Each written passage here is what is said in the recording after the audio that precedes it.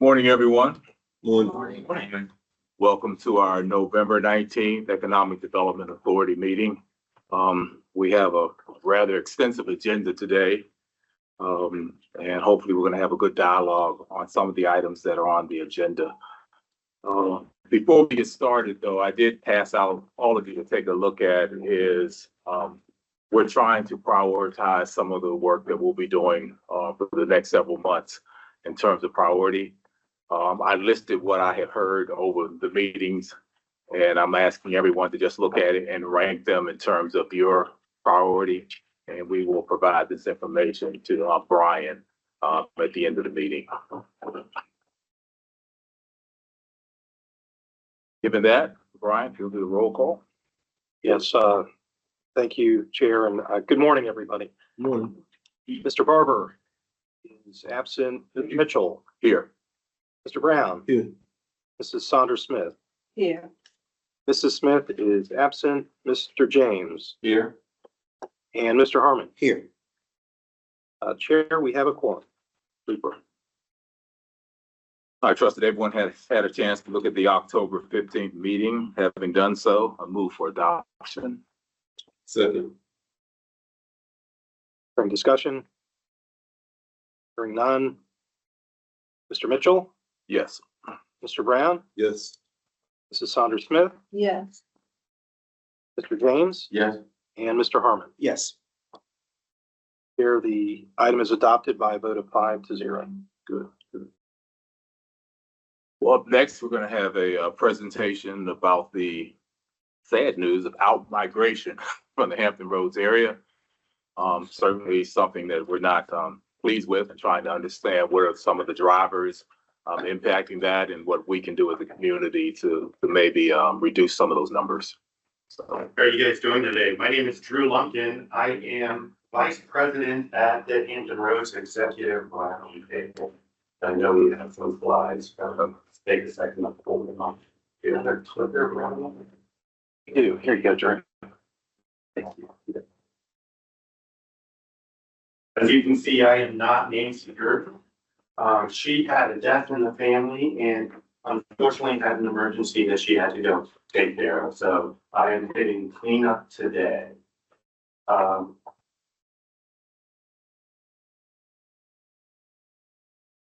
many of you guys know what the Hampton Roads Executive Roundtable does? All right, there's a lot of you. Just one. We are really, we are a group of all the region's top business leaders, and our job is to basically convene stakeholders to really work towards increasing the economic and business trajectory of the region. We combined Reinvent Hampton Roads and the Hampton Roads Roundtable about a year ago to make the Executive Roundtable. And as you can see, we serve as the conveners, the thought leaders of the region. And we also are the staff support for Go Virginia Region 5. Here's sort of a chart that we like to share on the spectrum of implementation and strategy. We sort of are where it all meets right in the middle. So today we wanted to talk to you about out-migration. We've long documented that this region has, we are losing our talent to other regions throughout the country. Here's just one slide that the RDA 757 Connects put together, that we are down below all of our peer metropolises. And then when you combine us with Richmond, we are basically on par with everybody else. So knowing that we are losing the talent, the Hampton Roads Executive Roundtable and the Workforce Council really commissioned a study on who is leaving and why. And one of the key findings,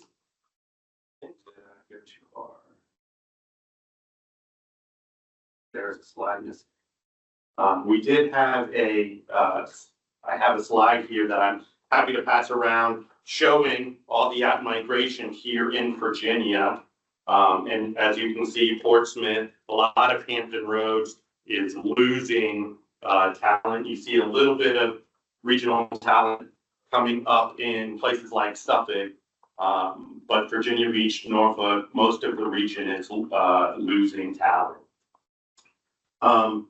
So in the study, we showed that 3 out of 4 residents are expected to stay in the area. And on the surface, that sounds like that's a good thing. But when we are losing talent everywhere else in the country, we really have to make sure that we are catching these not sure, very unlikely, and unlikely to stay.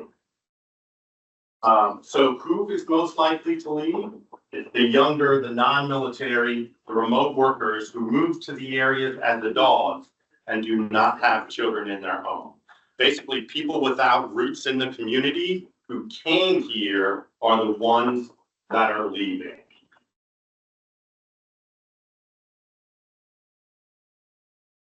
And here's another graph showing that if they moved here as an adult, 29% chance that they are not likely to be here or unsure or likely to leave in the next 5 years. Those who grew up here are more likely to stay, whether they attended college here or they grew up here.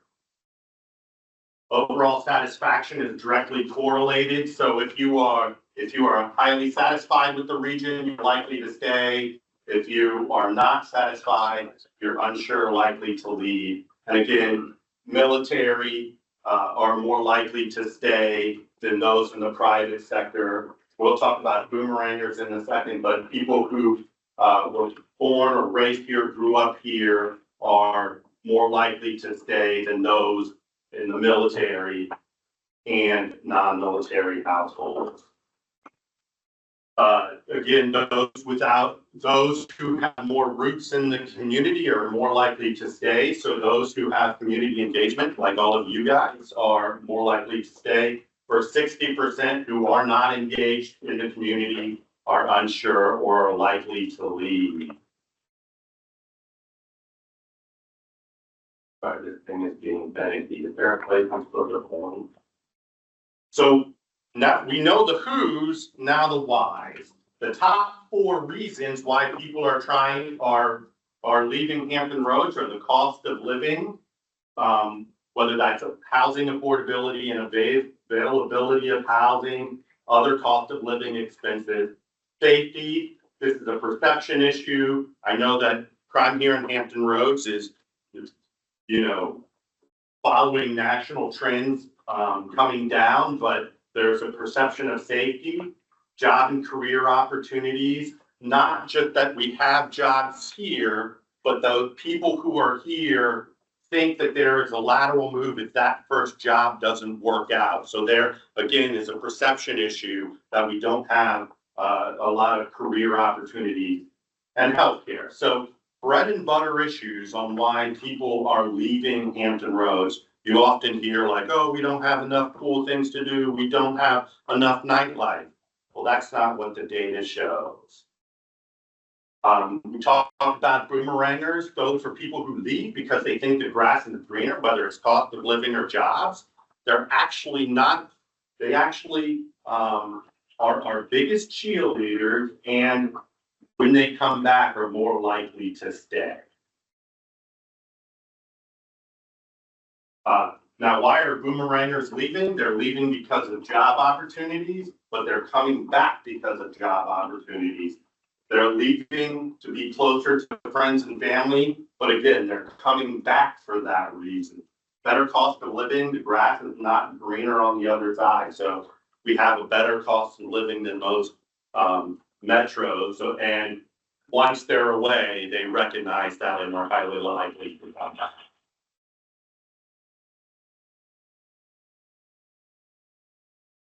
Sorry about this. Another thing we found is something we've all known intuitively. We don't have a regional brand. And that's one of the, it's really hard to attract talent when we don't know how to define ourselves.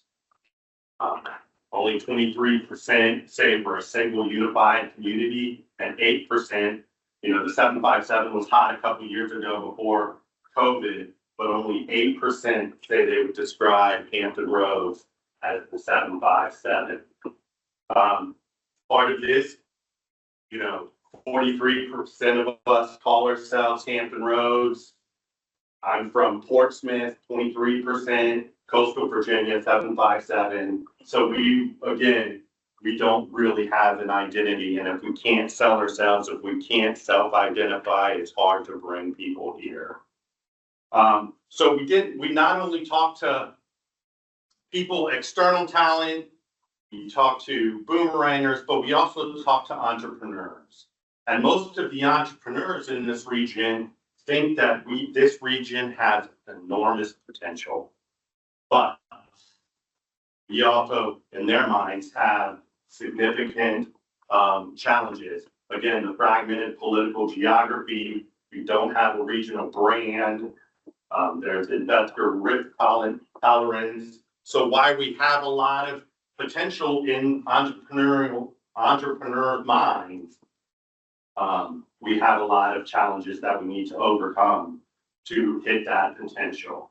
So quickly in summary, before we move to what we're doing about it, younger non-military remote workers who move to the area as adults and don't have children, that's a lot. But they're the ones most likely to live. Bread and butter issues of cost of living, safety, crime, career opportunities, and healthcare are the reasons why people are leaving. Boomerangers are our biggest cheerleader. We still have an identity crisis. And although entrepreneurs think we have a lot of potential, we have a lot of challenges hindering that growth. And it's not just us that have said this. Concurrent to us running this study, the VEDP ran a statewide study.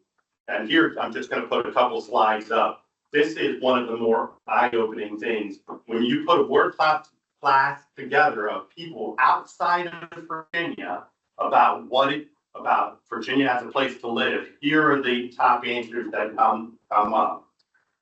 Beaches is great, but don't know is one of the most. So VDP jokes that we are a flyover state, and they are trying to address this also. In their study that they commissioned with DCI out of Northern Virginia, they found the exact same things that we found in our study, that we have an opportunity to educate internal and external talent about job opportunities. And something that we have a lot of other data on is it starts with a visit. If you can get people to visit here, you can translate that visit to people moving here, to getting a job here, and investing in our community here. And that creates a spiral of more people wanting to come here. So what are we doing about it? It's cool that we know now who's leaving and why they're leaving, but knowledge without action is mere trivia. So we are actually we put a group together with the Workforce Council to actually start working to address some of these challenges. We invited young professionals groups, and we had a steering committee that up until about 2 weeks ago met multiple times a week, and I'll tell you what we're doing.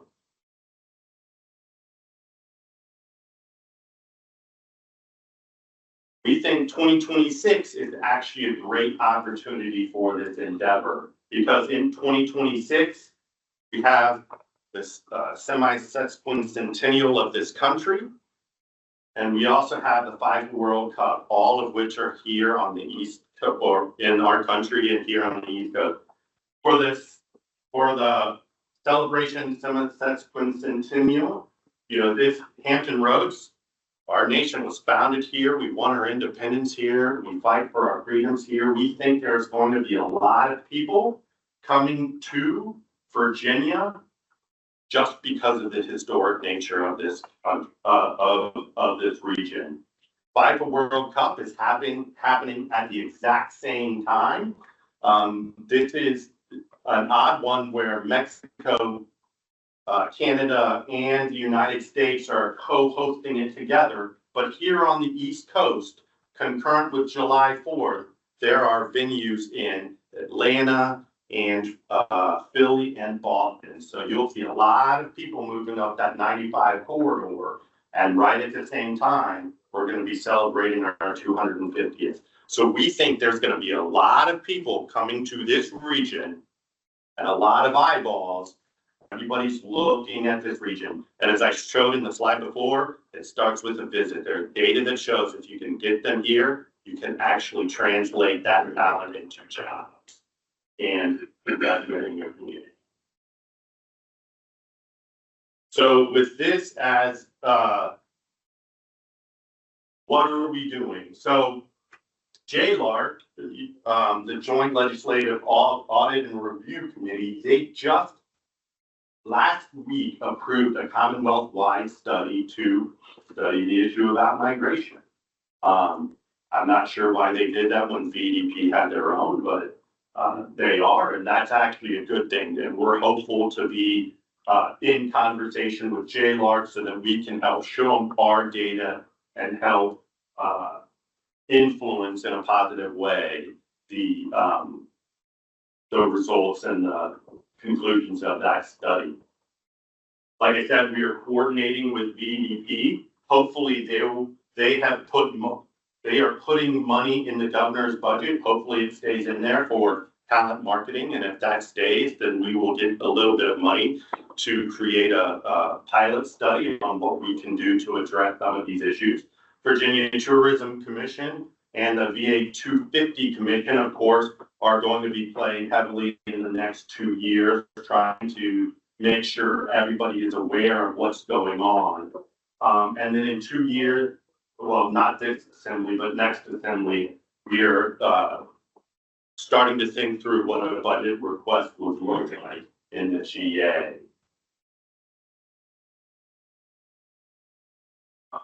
And I can talk a little bit more about that if you have any questions, but here's who our working partners are. All the chambers of commerce, the PDC, Old Dominion, Innovate. Love to see Portsmouth up here too.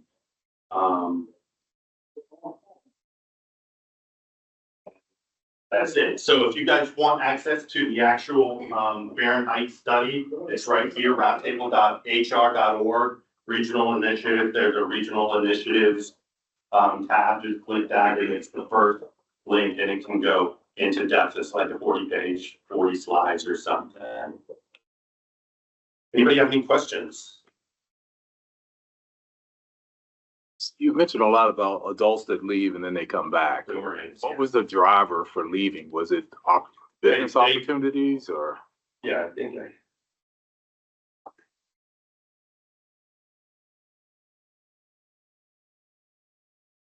here. So 35% of them are leaving because of job opportunities, but of those, 28% of them are coming back because of jobs. So the drivers here mainly coming back, they're leaving mainly because of jobs and to be closer to friends and family, but then they're coming back for jobs, friends and family, and the better cost of living. So if you look at the medium average salaries for the Hampton Roads area as it compares to a Charlotte or Richmond, are we equal, lower, higher? I don't want to speak out of turn here. I think we're lower, but I don't have that data. I don't want to speak out of turn.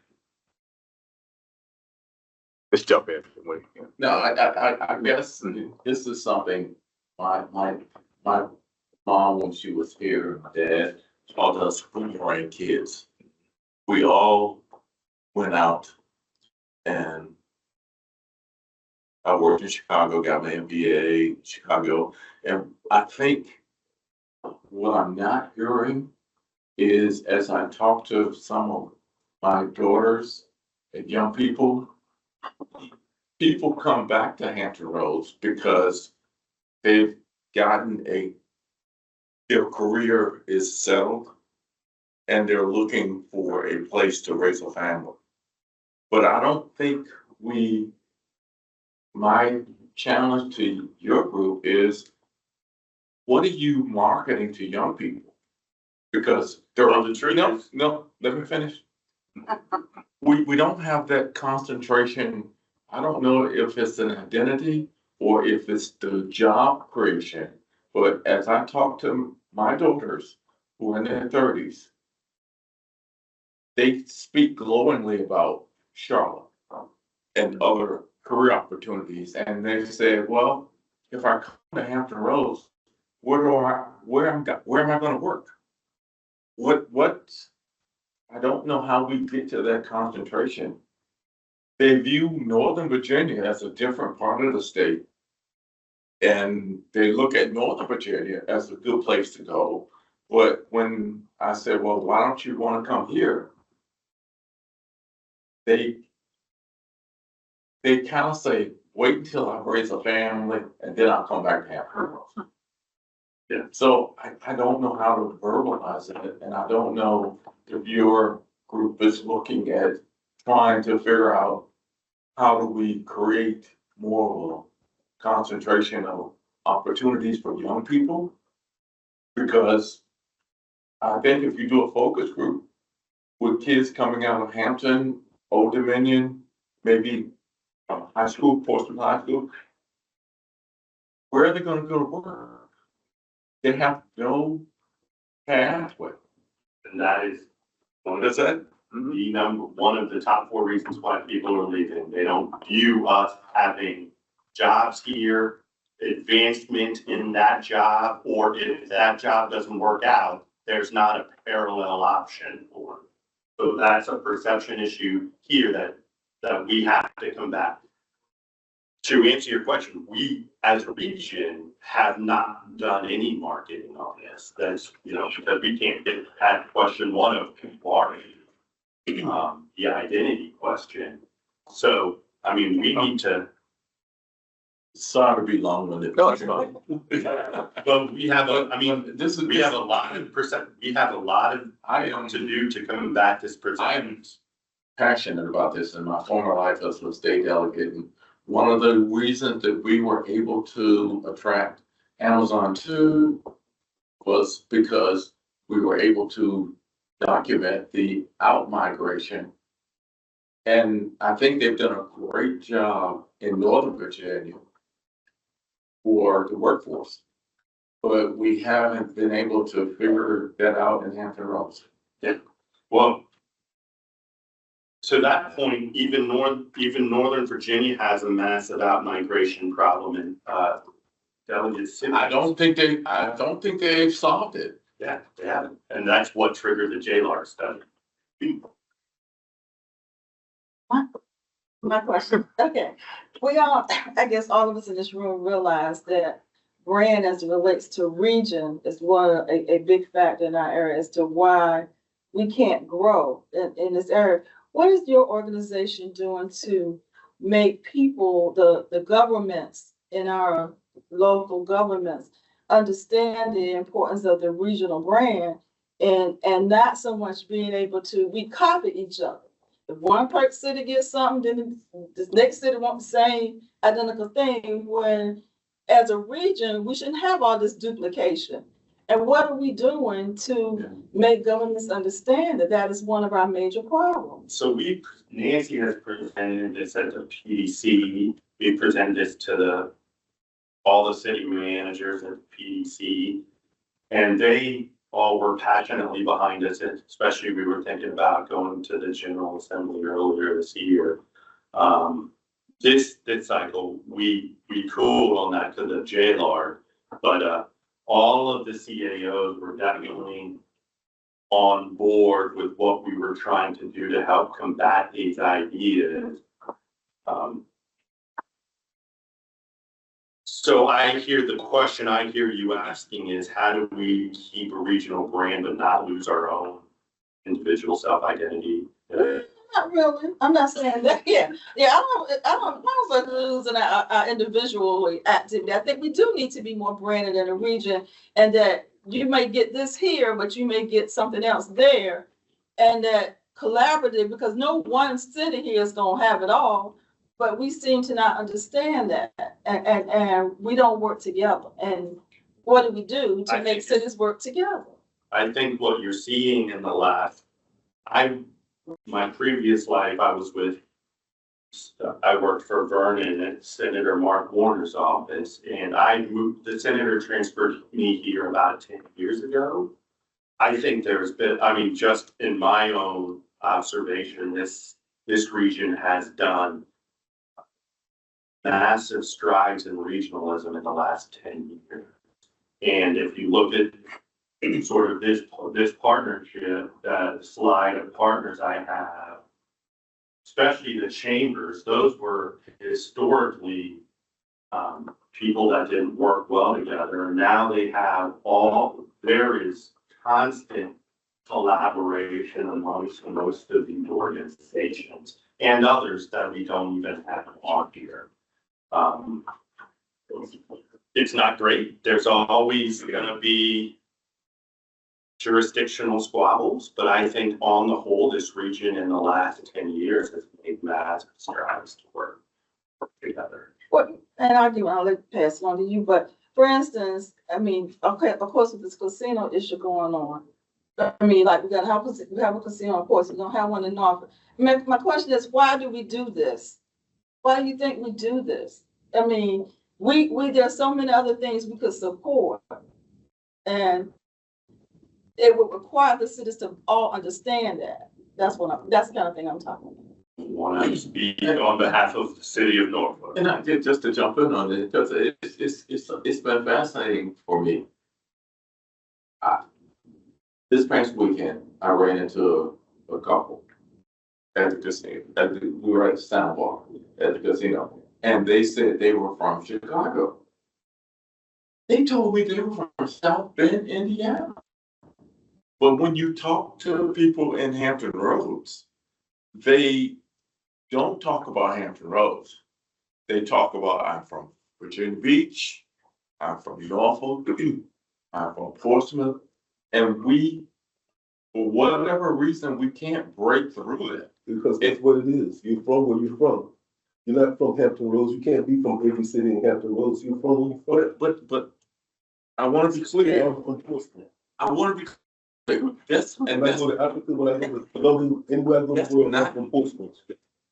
with all due respect, that's not my point.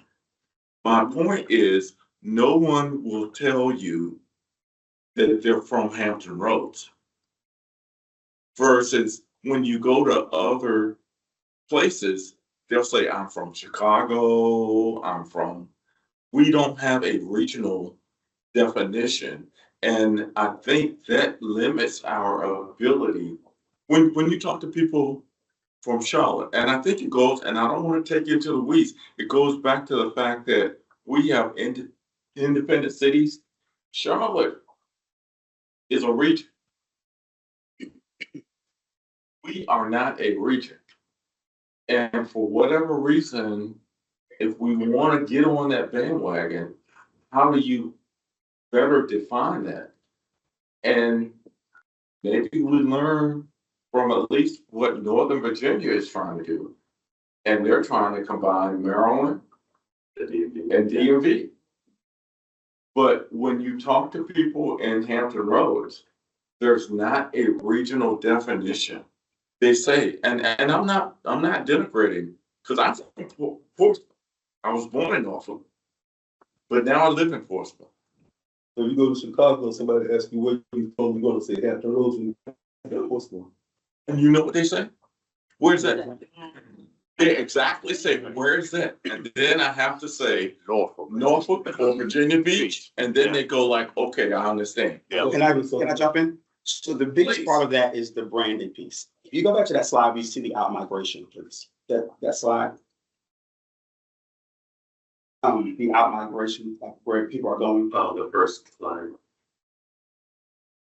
The biggest issue is in Hampton Roads, we are all independent cities with our own historical data, our own historical identities. If you look at most of those places, they say Charlotte, but there's many other counties that outline Charlotte that still is part of the metropolitan area. These are Most of also those locality to his point. And Those even are North greater Virginia. Localities. Yeah. And even North Virginia, they're all counties, but they're all considered North Virginia. That's the brand. Right. Here, it used to be Tidewater. Now, we look at this study, it says 2% now, but I'm sure if you had asked that question in 1990s, it would have been about 50-50 when they were trying to tout this Hampton Right. Roads branding. We were saying, what is Hampton Roads? We're known as Tidewater. But now those people sadly are dying away. Tidewater, the name, the branding is gone. So now most of us that are living now, we see Hampton Roads. But what is Hampton Roads? Also, when you look at the outmigration, people say here, and I'm someone that I'm 38 years old, have a family here that lives in Churchill. The wages are fine, but it's the housing. It's the lack of affordable housing for families that outpaces daycare providers. That outpaces what you're doing here. When you go to other localities, you go to Charlotte, I have a best friend that lives in Durham. And yes, there's a boom in that tri-city area, Durham, Raleigh, Chapel Hill. But still, at the end of the day, their apartments are cheaper. Their housing market is cheaper. Now, people value education. To your point, I want to raise a family here. Why? Because our education system is great. Because they know Virginia to be for education. Many people say when they go to North Carolina that there's a deficit there, it's a gift and a curse. You have greater wages, lower houses, but your education system is not quite as superior as Virginia. But the branding piece, we will never be what it is because there's too many big people at the table. Norfolk wants to be Norfolk. They will always be Norfolk. Virginia Beach does not want to be a seaport town anymore. They want to be at the table. But they still have a seaport mentality when it comes to festivals and things, but nevertheless. But when it comes to Portsmouth, we are unique. If we fixed our crime with what we have in housing stock, we would by far be where we were in the 1970s with population. We peaked around 73 with 115,000 residents. That was our peak. Since then, we've decreased. North the same way. It's the crime, like you said, safety, and there's a perception that Hampton Roads as a unit is pretty safe, but there's pockets, and sadly, those pockets happen to be Portsmouth and Norfolk. That's really the gist of this whole study. I mean, this is a very loaded question that could take literally months of conversations and different communities, bringing different communities together to see why they're leaving. What do they want? What do they want to see their community be? And where they've seen it, just the lack of focus. You know, everyone has a different focus. If you ask you, what's your biggest thing about this area? Like, for example, what is your biggest positive thing you can say about Hampton Roads? Quality of life. I'm an Army brat. I grew up in Northern Virginia when my dad was at the Pentagon. There's always, like what you see with the boomerangs, there's always the call home. As soon as I was transferred here, I wanted to stay here. I don't want to go anywhere else. Quality of life is perfect here. Whatever I want, we've got here. But how do we translate that to the rest of America? To show that we have everything, which we do. Beaches to downtown Because to. of what you started off with, we can't identify ourselves. How are we gonna get people to? If people don't know, Doug Smith at the Alliance always jokes like, you don't know if Hampton Roads would have worked or would have worked because we have not put a penny behind marketing that. We have not even tried it.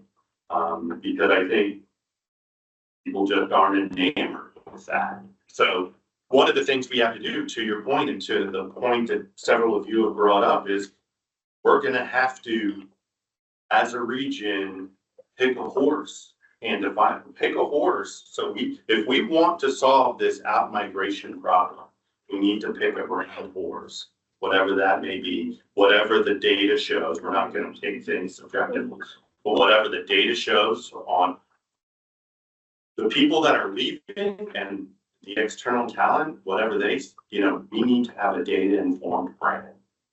That was my question. What's the source of your data? You have a lot of statistics on it, but what's the source? So there was, Fahrenheit, I don't know the exact number, but I think they interviewed like 500 people in the region and then, 200 out of region or something.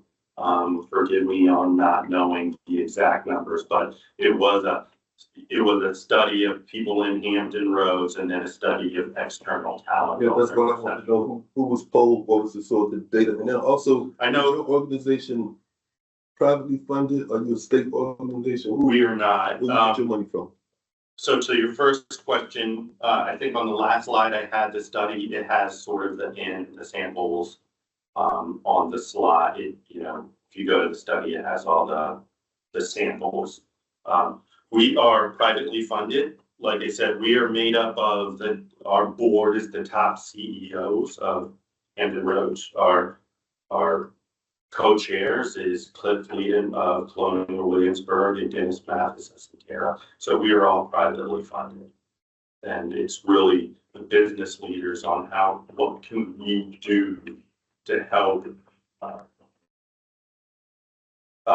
change not change, but increase the economic and development trajectory of the region. So, and this is we've long bemoaned losing talent. So what are we going to do to address this talent? You touched on Suffolk's growth. Would you agree that that's inward growth? Because arguably, no one's going to say they're from Suffolk. I have no idea where that number is. Mike, just. Arguably, Suffolk has grown off the heels of the city surrounding. It's everybody we're landlocked and it's everybody moving. It's growth, westward growth. What? The CEOs, when you talk to them, what have they looked at?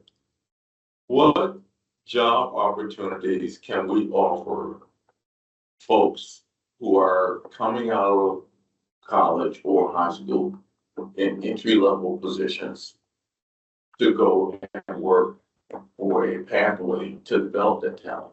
So we've actually done studies separate from this. The maritime study is the work. Yeah, yeah. The maritime. I wonder what happened to that study. So- I mean, because to me, a lot of when you look at what they're doing in DMV, what they're doing in Charlotte, and in places like in Tennessee, is they're reaching out to young people and saying, if you want to come to this region, there's a job for you. And other than, no disrespect, maritime and the entrepreneurial job market sounds intriguing, but try taking that to a person that's just coming out of high school and they really don't know that. So to me, I think the missing piece is if we want to attract young talent, we need to offer them some pathway for employment. The jobs perception. But it's not there. It's tell me 5 things why a young person would want to come to Hampton. And what would they do? What job? There's not a lot of clarity there. And I think that's what we're missing. And that's where I think a regional group with the high schools and the colleges to define what career opportunities we have for these young people. So when they look at Hampton Roads, it's not just I'm going to work for a job in Portsmouth. I'm going to work for a job in Hampton Roads. And over time, you will get that concentration of density that you will move the market forward.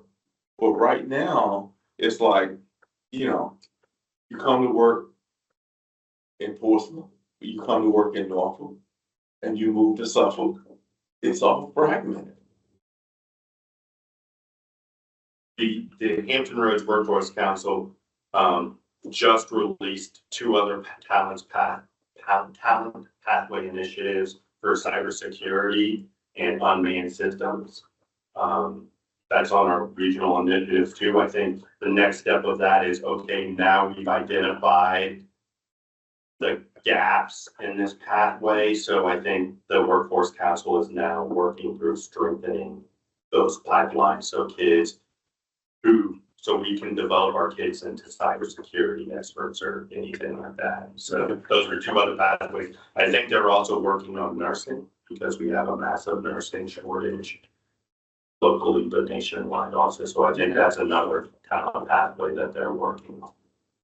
I was just thinking, I mean, we're never going to be able to move corporate headquarters here. I mean, we lost Norfolk Southern, but what we can get here is regional headquarters. And when you think about the fiber optics that will be available here, you think about AI, small companies that are investing in artificial intelligence, those are great places for small to mid-sized business to relocate here, which increases opportunities for us as well. And I just don't think there's been enough emphasis on how do we attract mid-sized companies to come to Hampton Roads? Because it is a fertile market with a lot of opportunities. That's exactly, Mr. Chairman, Yeah. that's, I think that's the soft spot that we're not focusing on. We're trying to do the bigger piece, but mid-sized companies can grow. Yep. And if you think about mid-sized companies, many of us around this table, that's a great opportunity if you talk to younger people. You blend the mid-size to entrepreneurship, and the light bulb turns on. That, you know, you don't necessarily have to be the next CEO of some major company, but you can run your own company. And I think that's kind of the message that I think we've missed with a lot of the young people, in the sense that, you know, you can get your HVAC, you know, technical skills, and within about 5 or 6 years, you can run your own company. Something that a lot of opportunities don't exist right now. I'm gonna shut up. What have the business owners in your organization done to give more career opportunities with the, you said that this organization is ran by, privately funded by business owners? The CEO. CEOs. The CEO. What have they done to create job and career opportunities in the region? Specifically Portsmouth.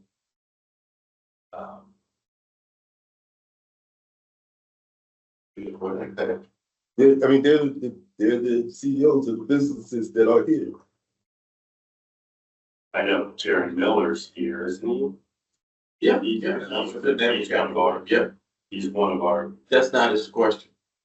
His question is, what have we done? what have the CEOs done to invest the pathways for job opportunities? To stop the out migration. The people, Right. their CEOs of company, those people are obviously leaving from their companies as well. What have they done to retain these people, to retain these employees and keep them here, and to attract new employees? Well, I think part of that question is why we had the commission. It's one thing to know they're leaving, it's now we know who and why. So it's, And what are you doing about it? It's my part of the question.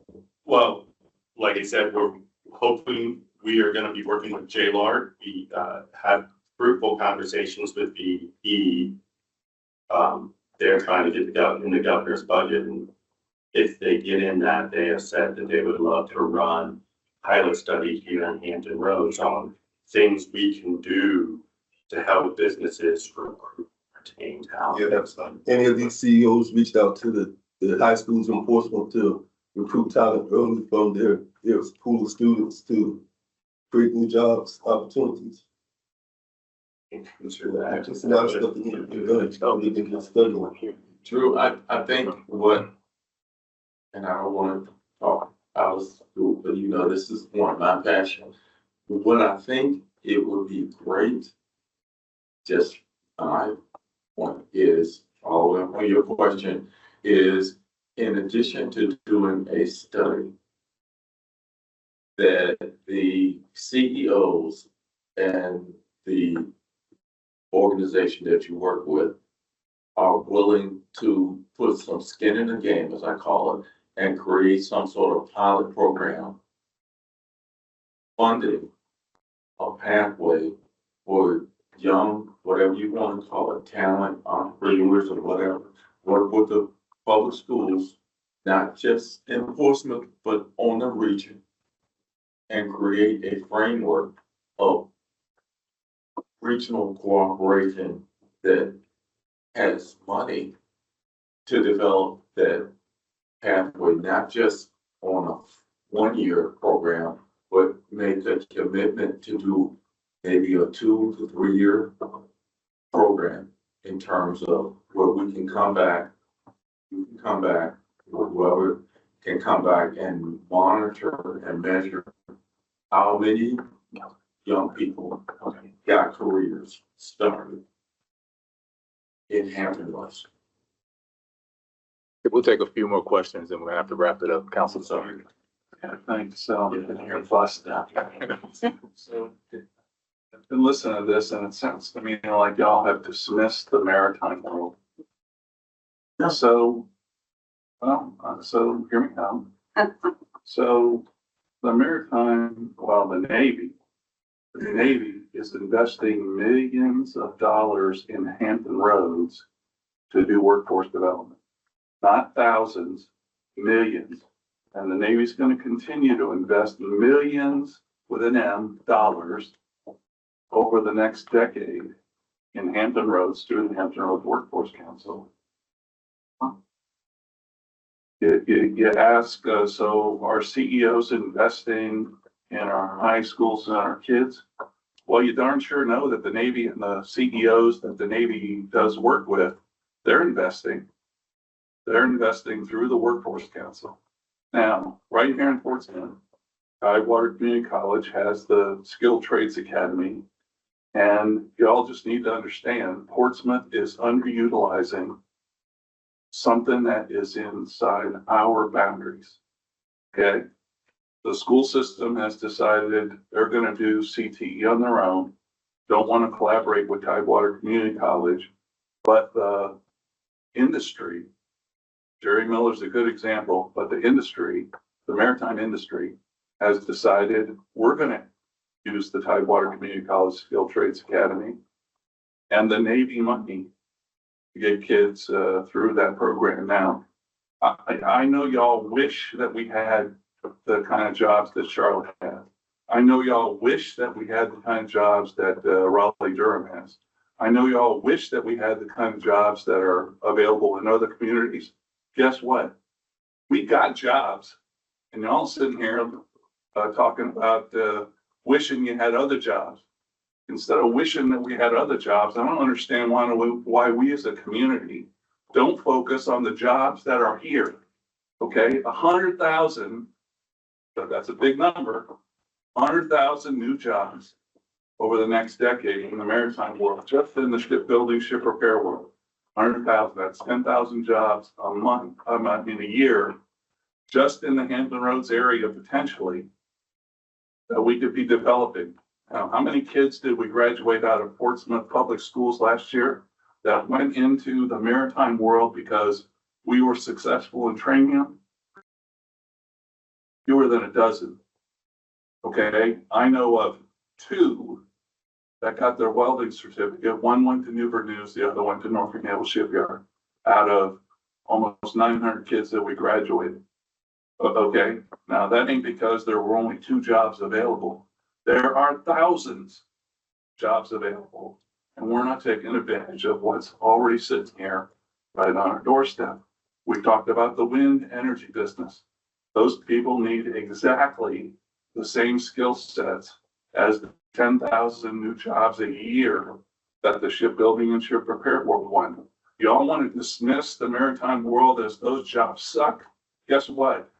Those are career jobs with starting salaries of $50,000, $60,000, and 4 years into it, you're making 6 figures. Okay, so you can dismiss those as crappy jobs if you want to.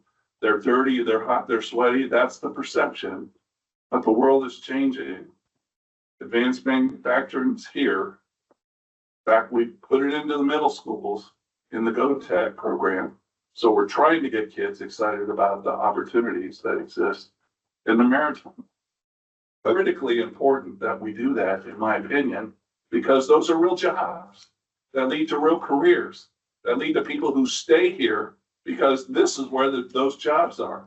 They ain't in Charlotte, they ain't Northern Virginia, they ain't in the Raleigh Durham area. They're right here, and they're career jobs where people can't leave here because they can't work remotely to do those jobs.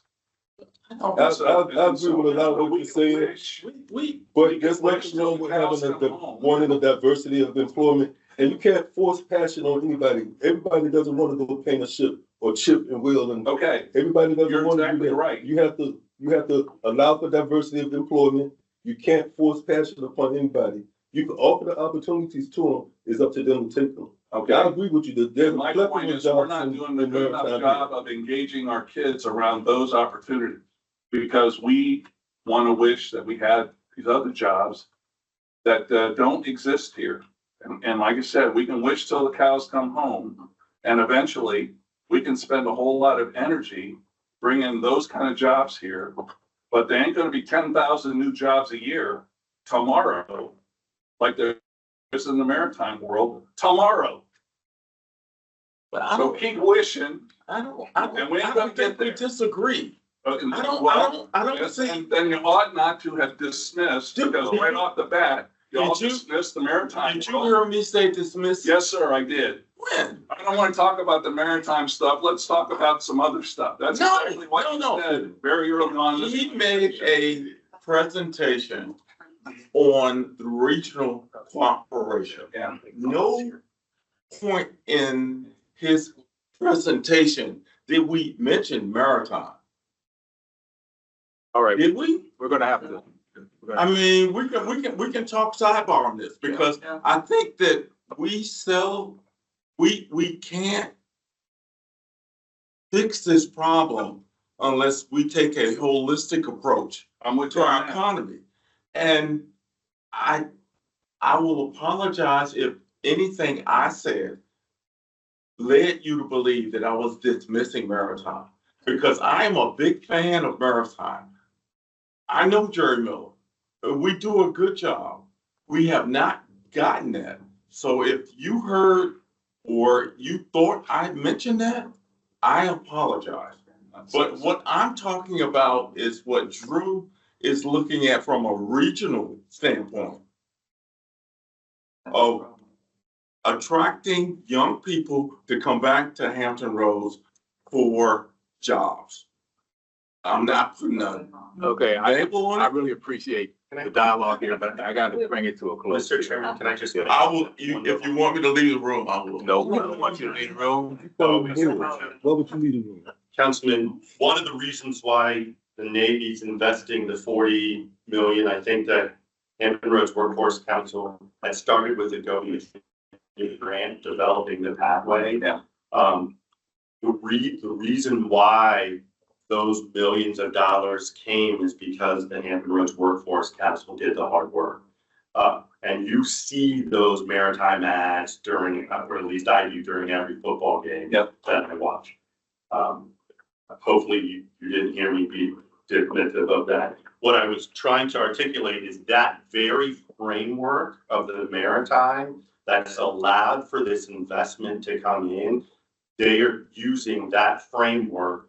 They looked at Go Virginia clusters of cybersecurity and autonomous systems, and they are going to try. And then I think they're beginning to look at the nursing to try to develop similar pathways that bear the fruit, the same fruit that the maritime has. So because that was a more mature, that was the pathway that we began.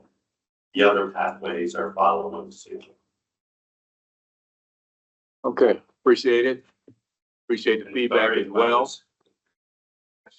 That's how good ideas are That's right. generated. Thanks, Drew.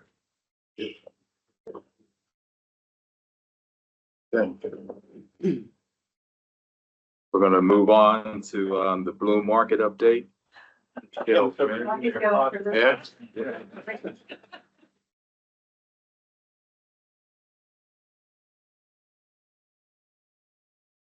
I don't know how to go after Drew, thanks. Yeah, yeah, absolutely. Great conversation. We're gonna switch to a little more local and entrepreneurial focus, so. Excited to be here in front of y'all, and I appreciate you having me, this morning to talk about the initiative y'all launched last year. A little bit of an update on what we're doing, how we're doing, and then looking forward. So just at a glance, with the market, as y'all know, y'all funded this last year. We launched in March. So we're coming up about on 9 months. We have 22 entrepreneurs that are in our space, and it's been a fantastic program. So With y'all's support, we launched, we put them in a retail accelerator program. And they've been able to come out of this program and still in this program with business plans, marketing strategies. And they also really got a lot out of the classroom setting, which was very different because it was very retail focused versus some of the other programs that are in the area. They're generating more revenue. They're directing traffic to their websites. So the program overall is working well. So it is really a true accelerator program and really an incubator program, if you will. There's one not like it around Hampton Roads that I have seen. I've looked, there's similar programs, but nothing like this where it's a true incubator. These businesses, most of them were producing out of their homes. And some of them were in markets, others like farmers markets and things like that. Some of them weren't even there yet in farmers markets. So we've helped them develop their websites, they're selling online, and now they've got a connection to retail space. Just as a quick, not very well, sorry. Quick overview, we've got a diverse range of vendors. So we were very particular when we went through the application process, not to duplicate a lot of vendors. We took one or two of a particular segment of the market. So we've got coffee, we have cold brews, we have juices, we have candles, photography, jewelry, skincare products, hair products. So we try to diversify what we were offering so that we come in, they're not competing against each other. So to date, we have $26,400 worth of sales. That's collectively with everybody, sold about 2,200 items.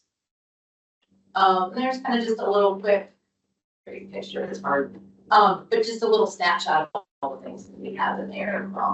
Custom shoes, different juices, spices, woodworking, bar stools, flowers, jewelry.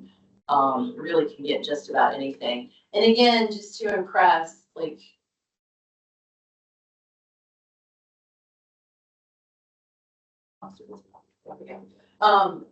and then just kind of an overall sales, sorry, as to we've got some that are really performing well, and that some are newer, not as performing. And so,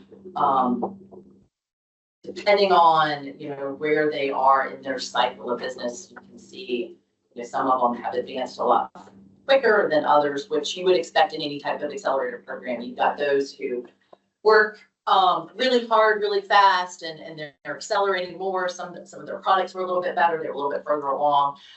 Where others, we're kind of keeping them up. We're just not dedicating enough time. A lot of our vendors have a full-time job. So this is still their side hustle, their side gig. They are trying to kind of like what Mr. James talking about, like they've got a full-time job, but they've got this entrepreneur spirit and they're working to create their business. So clearly the program, we're trying to get them out of our space and into full retail space, commercial space. That was the goal. We've done things on our end to help them as well. Like I said, the education piece. We run monthly programs, Bloom After Dark, where we're kind of having an event piece where people come in and can celebrate our vendors, see our vendors. We have Meet the Maker Day. So again, trying to offer a lot of different time frames because some of these makers work a full-time job. They're doing farmers markets. They can't always come in on a Saturday, so we do things in the evenings as well to try to accommodate their schedule. A lot of social media blasts, so encouraging them to put things out on social media, and then also we're putting things out on social media. And we've also sponsored a lot of events to put them in events. So we sponsored, like we had a table and booth at Bill Fest. We did Black Diamond Weekend. We did Fall for Portsmouth. We were advertised in the Ghost Walk. The Santa Shuffle's coming up. We're also part of the lighting of the tree festival. And then we're participating in Shop Small Saturdays. So those are things we've done administratively on our end to invest in these makers and to help them see benefit of participating in, regional or really local festivals and getting the name out. And again, we try not to get out the market name. It's not about the market, it's about the individual vendors. It's kind of a unique, marketing ploy, if you will, because our idea is we wanna promote the maker, not really about the market. We're just the avenues for them to connect to their local market. Really good example of that, is our Impress juices. So, she is one of our top sellers. She works full-time job. Through this program, we connected her to a better, commercial kitchen. So with more refrigeration, so she up her production. So she was in Churchland, working with Major at Burger Bistro that had a storage problem because he was using his refrigerator. So connected her down to 600 High Street. She's using that commercial kitchen now. It used to be formerly Brody's, all kinds of refrigeration. So she's been able to double her production. She still works the markets on weekends. But then with us, now we are her local juice bar. So you go to her website, she has a juice bar that is in 719 High Street. So great use of the facility, what we're offering her. It's, little cost to her. She gets 100% of all of her sales. And so we have people come in all the time, and when we post that those juices hit and she posted, we are sold out within days. It's hard to get the juices, so we're trying to up her production. We need her to stop working so much. So she's getting there, right? But also too, we've encouraged her to do online orders. So she'll do online orders and use us as a drop spot.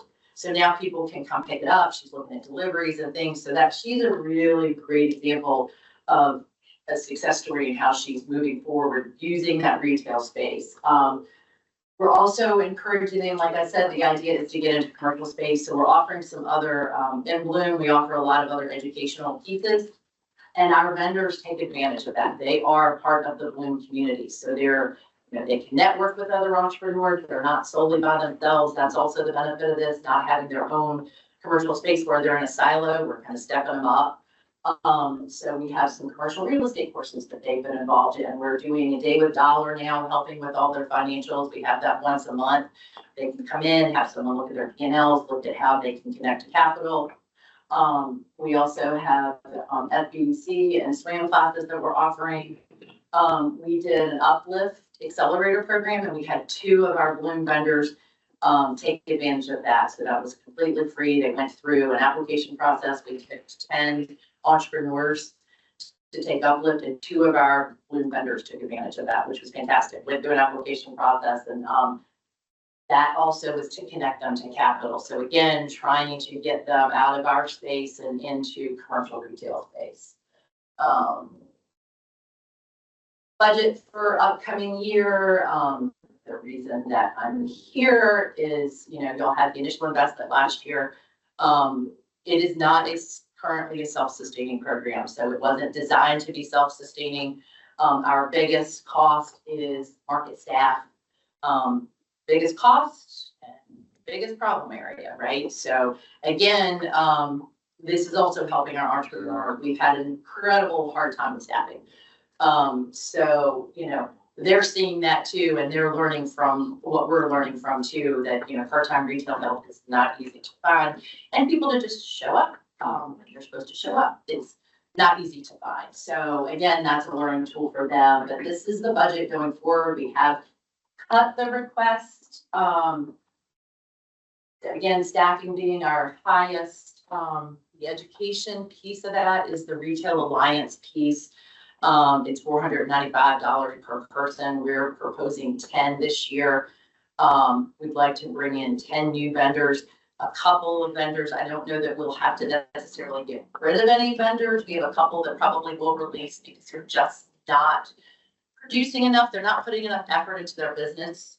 So, we'll have a hard conversation with them. We'd like to open up the application process again, bring in 10 more. Put them through, like I said, the Retail Alliance. We had a couple of people come in throughout the year. They only offer the Retail Accelerator program once a year, so they did not get part of that education. Put them in marketing. That marketing goes to promoting our vendors and promoting this as a retail site to get this local, the local product.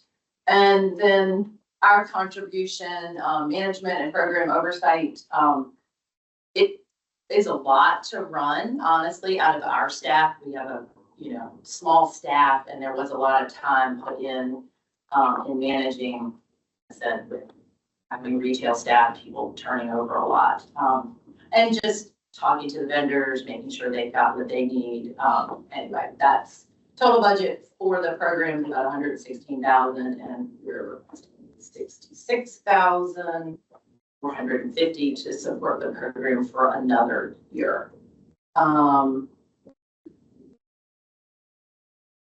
There we go. And then just to sum up, some of the things we were talking about, we've got some, and I've listed in the first part of the slide too. We do have more success stories versus just impressed uses. So we had another vendor, Kay Mitchell. She did a line of children's clothing, very high end, gorgeous product. Her product's made out of in Italy.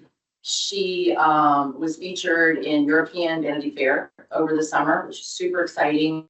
Got a ton of attraction there. She has opened up her own retail store. Not the success story that we love because she is in Old Town Alexandria, so I'm talking about migration.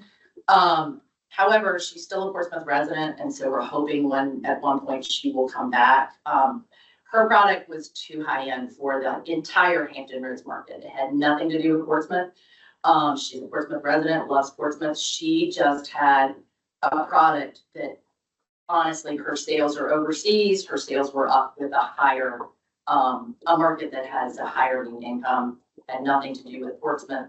It was Hampton Roads as a whole. So, what we're hoping is, eventually she would come back, and she does say if she opens up something in Hampton Roads, it would be in Portsmouth.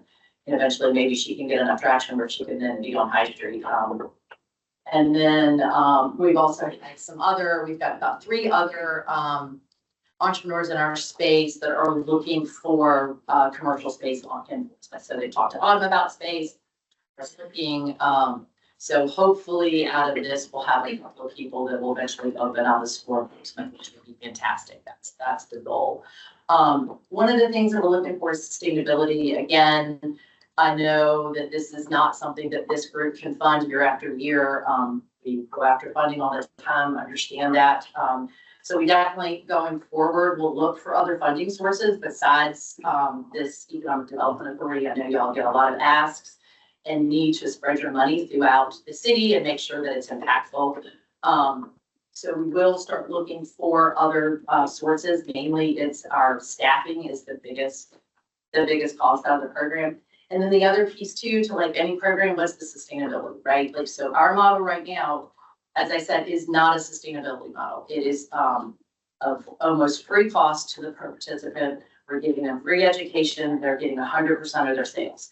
So one of the ideas we've had that we want to look at is the sustainability model, is to kind of step them up into a different space and have that produce revenue that then would fund the incubator space. So this is going to take probably a little bit of different space than we currently have.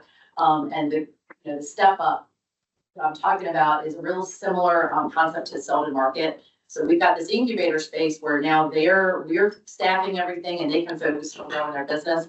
Love to see that they come out of that and then go to like a booth type space to where then they run it, they pay rent, but it's not a commercial retail space, right? It's still short-term leases, still under market, but they're still now paying in. So they're kind of stepping up from this where we're holding their hand and they don't have hardly any responsibility, but just to focus on growth, to then go to a model where, okay, now they've got their own little space, they're paying rent, not market rent yet, but that they can start building up their revenue and then go to that commercial lease. It definitely is a big jump from where they are in our space to commercial lease. We're trying to educate them on the commercial leasing piece, but I don't think that they were aware. I think once they saw all their sales, they're like, oh, we can have our own space, and a couple of them can, but there needs to be kind of a step up to kind of keep them moving in the right direction. So to me, that is what we want to look at for sustainability, because then those rents could then offset the cost to this incubator, and it could be really a nice flow and then into commercial space. think the Innovation District would be a fabulous spot for that. Again, hopefully we should be the anchor of the Innovation District, starting at the 700 block and then moving forward. Again, great story to be able to fill up the Innovation District. That was kind of the thought behind this last year.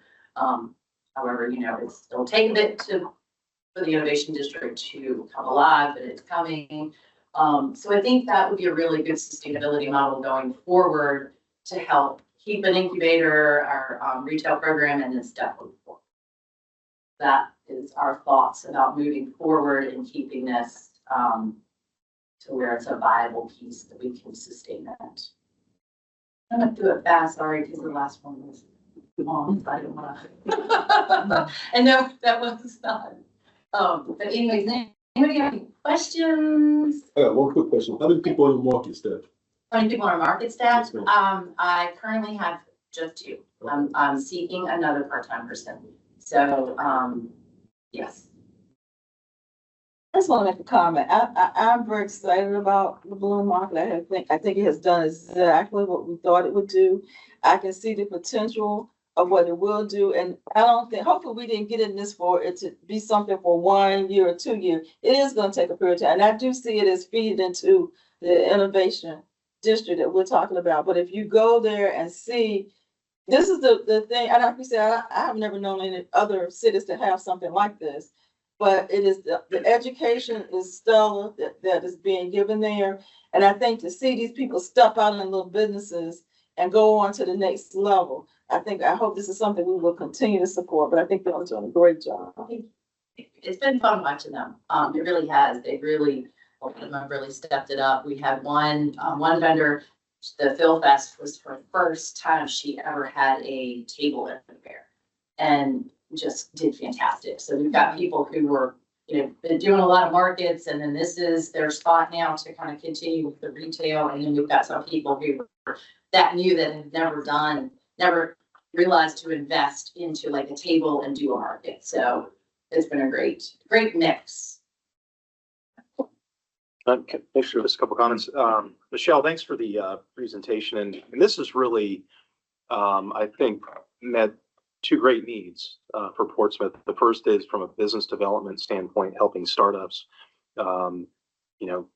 launch and grow. If they're making something, selling a product out of their home, they now have a physical space they can set up shop in that is affordable to them. The other thing it's done, it's filled a physical void, which is vacancy on High Street. The 700 block of High Street has not had really any retail presence for well over a decade, and the Bloom Market has helped to bring that to that stretch of the corridor. So it's really helped to activate that end of High Street, and it's been very well received. You've had a number of media coverages from the ribbon cutting beyond, so it's really bringing some traffic to our community. I think it's also helping to put us on the map as the premier location in Hampton Roads for small businesses, which I can tell you right now, Portsmouth is the destination. We have people coming from Virginia Beach, the peninsula and beyond who want to start and set up shop in Portsmouth. I think this is part of the reason why.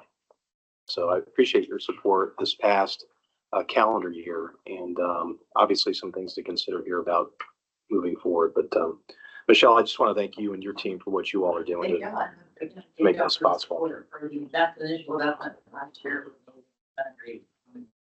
Really one of my favorite programs we've run. It really is because of the duration, right? When you do programs that are only 6 weeks, 12 weeks, it's really nice to kind of train for a year for longer. It's nothing to that. Oh yeah, we can definitely. So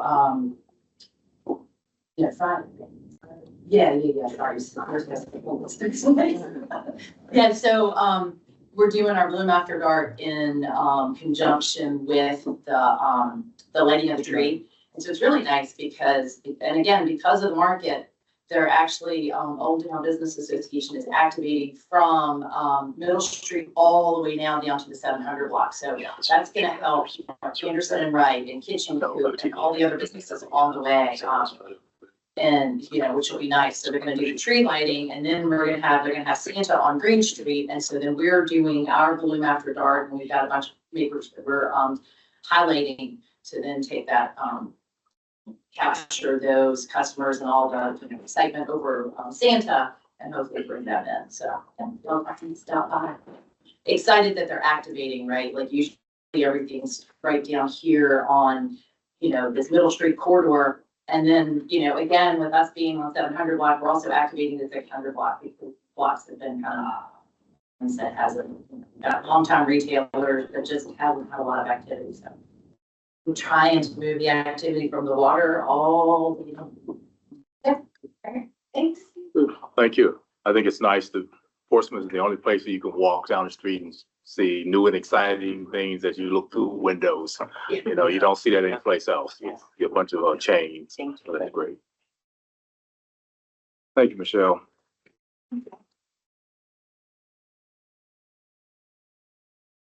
Yeah, so moving on, our last old business item is just an update on Baines Point, which is the 50-unit multifamily project that the Woda Cooper Companies has recently acquired. They closed on the property back at the end of October, and they've already been making some progress and headway with the project. So if you drive by today, you will notice there's construction fencing that's out surrounding the perimeter of the property. They have an official groundbreaking ceremony that is tentatively scheduled for January 28th. And more details to come on that, but they are ramping up. They're getting their permits issued. Again, a $20 million investment. This is really the first major project to come within the Innovation District. And certainly you're going to see a lot of activity there over the next 12 months. But this intersection is really kind of the major crossroads of that corridor. So you're going to see a major investment there. We talked at your October meeting about the Shiny Computers building across the street. We're getting ready to make some improvements there. In your closed session, we'll talk about the King's Landing townhome project, give you an update on that too. But just wanted to share with you what I think is exciting, that dirt is beginning to move. So certainly can answer any questions, but this is a good sign of progress for the city and the Innovation District. Brian, do you remember how many units are actually going to be? So this will be a 50-unit project. I might have a floor plan here, but 50 units. And of course, with that, they'll have some amenities for the residents, outdoor space, but also I believe a community room, meeting space, I think a gym as well. So definitely nice to have new affordable housing product coming online here in the next year, which we all know is needed and in high demand throughout the regions. Great. Okay.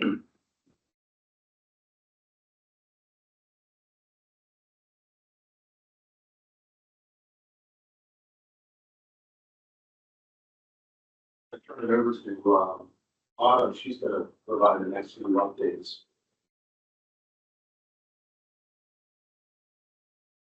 Good morning, everyone. Good morning.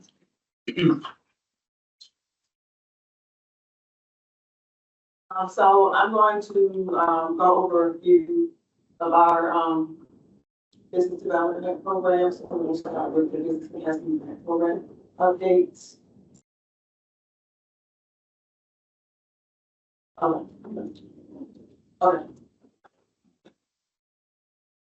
So I'll start with the Smart Start Business Development Grant. So for fiscal year 25, starting in July, to date, we had 19 grant applications. We have 8 grants that have been approved so far, and 6 grants that have been awarded. We had our check presentations last week. We had 6 individuals come in to take pictures with EPA chair and co-chair. So that is 19 total. The funding approved so far is 16,000. Funding awarded 12,000. For this quarter that closed in October, we received 12 grant applications. So far, 2 of those grants have been approved. So again, 12 in total, so far, for $4,000, of funding approved.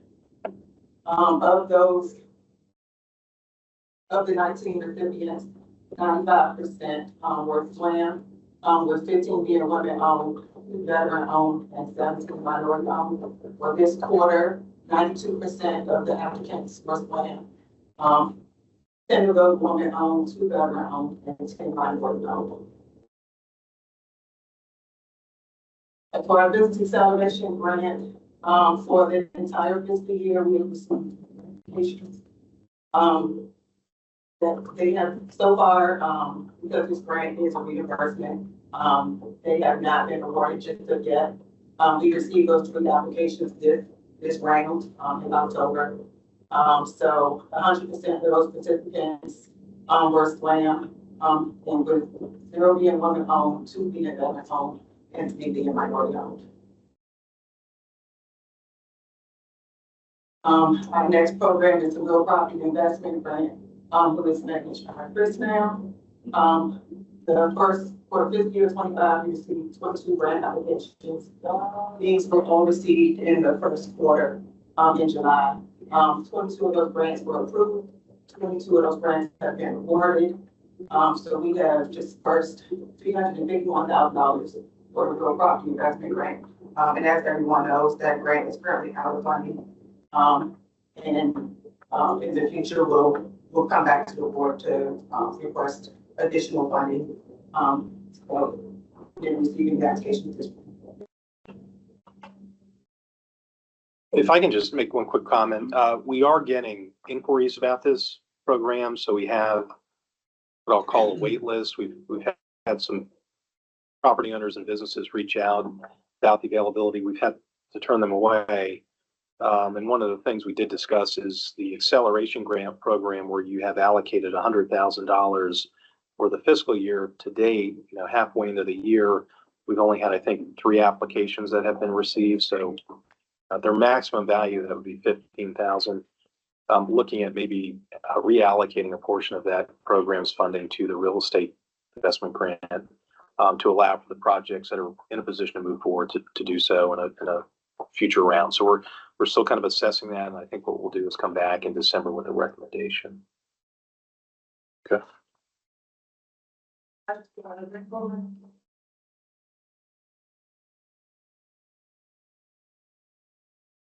So new business, small business program updates.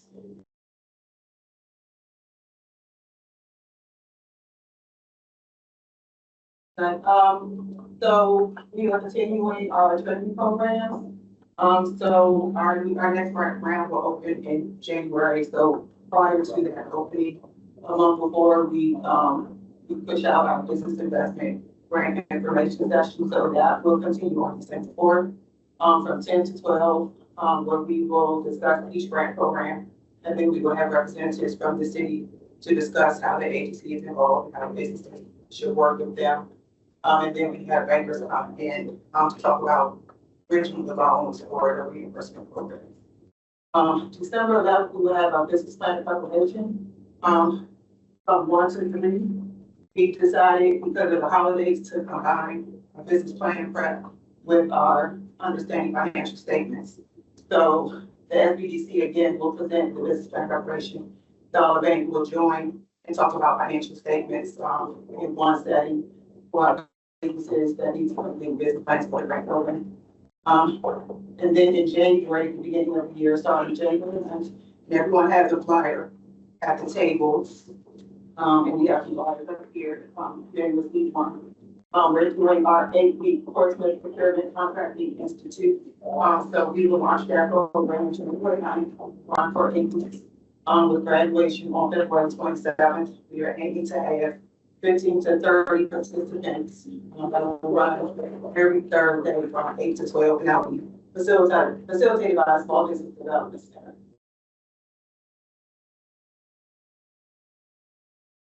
So our program updates, the 8-week program, the Working Procurement Contracting Institute, again, will run from January 9th to February 20th. We have the registration link. It's been launched last week. So businesses can register We have promoted it on social media. FPDC is also promoting this training as well to ensure they can get these 20 businesses. We are requiring that the businesses be in business for at least 1 year and have a corporate business license. You previously funded this program for $23,500. And again, applications are currently open. So we would appreciate, you voting this program so we can, assure full enrollment. And then we will, start January 9th. The next program is the Merge program. This is in conjunction with Liz Cantor Roads. Is planned to start in spring 25. This will run for 16 weeks. This currently is trying to identify an instructor for the program. So until that instructor is identified, the location and the dates have not been decided as of yet. But they have decided that they will enroll 25 to 30 participants. They also have a wait list registration open, so anyone who's interested in participating can register and be placed on the wait list. If they have an application open, they will be alerted to apply. This is the program you funded as well.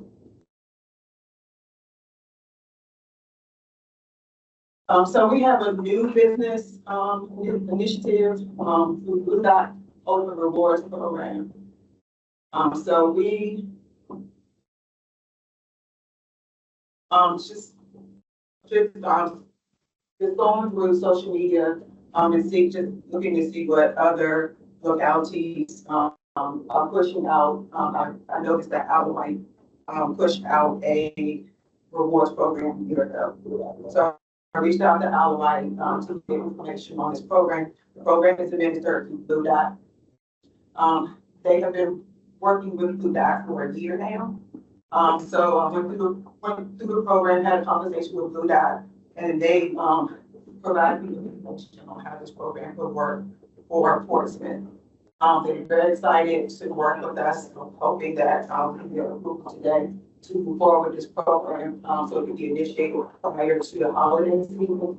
So similar to Alawite's program, we are proposing that funding be placed at $5,000 where businesses can receive rewards through their shoppers. The shoppers can receive rewards through this program. This is that ACT program. It's an incentive to stimulate our economy to initiate local dollars staying in the area and helping our businesses in Portsmouth. This program, the retail store will promote the program. We will fund the program with the $5,000. So the businesses, the participants will come to the store, register to do this program through their phones, join the app, and be able to scan and receive rewards for their purchases. So it's no cost to the businesses to participate. The funding will strictly come from the city government. So benefits for the city program can be launched overnight once it's approved. Every dollar your city invests equals $20 or more. Every dollar your city funds stays in Portsmouth economy. Businesses enroll, all the businesses that participate will be enrolled by staff. Marketing online and offline are provided by Blue Dot, so all our marketing material Blue Dot will provide to us to provide to the businesses. There's a data dashboard provided that provides customer spending habits and use that data later on for retail purposes to see how this program benefits and where we should enter in the future. Benefits for our businesses, there's no cost to the business to participate, no transactional fees. It will generate return to customers, ability to use rewards anywhere in Portsmouth, all rewards transactions through the app. So we are inviting Blue Dot to come into the conversation and join the meeting. Yes. So Jake is the representative from that will join. Great. Hello, everyone. My name is Sophia Zhang. I am the CEO and founder Blue Dot, and also have with me Jake, also from the Blue Dot team. Really nice to meet everyone. Thank you for the opportunity to present. I do have a set of slide deck that I'm happy to share so that everybody will be able to have some visuals in front of them. So I'm going to be sharing my screen right now. Okay. We're just in the middle of switching out the presentation, so we're working to get you on the screen. Okay, sounds Give good. us just a few minutes. Okay, sounds good. I'll hang tight.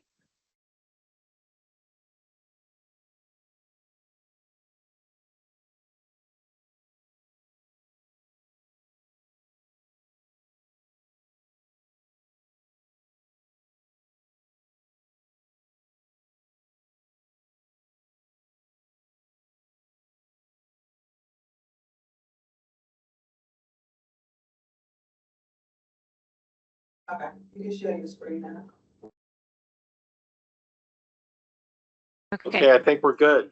Good to go? Okay, amazing, perfect. Okay, so I hope everybody can see my slide deck.